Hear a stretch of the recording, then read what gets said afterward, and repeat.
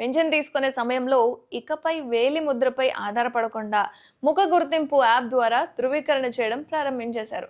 వయస్సు ఎక్కువగా ఉండడం లేదా ఆరోగ్య సమస్యలు, చర్మ సంబంధిత ఇబ్బందుల కారణంగా చాలా మంది లబ్ధిదారులకు వేలి ముద్ర స్కాన్ అవ్వడం చాలా కష్టమవుతుందట.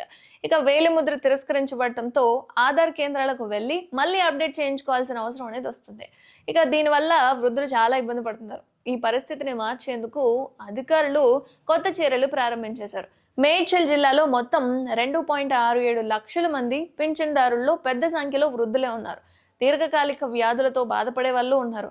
వీరిలో చాలా మంది బ్యాంకులు లేదా తపాలా కార్యాలయాలకు రాలేని పరిస్థితుల్లో ఉన్న వాళ్ళు కూడా ఉన్నారు.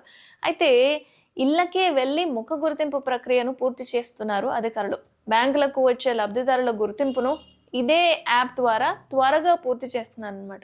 ముఖ గుర్తింపు ద్వారా ధృవీకరించిన సమాచారం సంబంధిత శాఖలకు పంపించేలా వ్యవస్థను ఏర్పాటు చేశారు.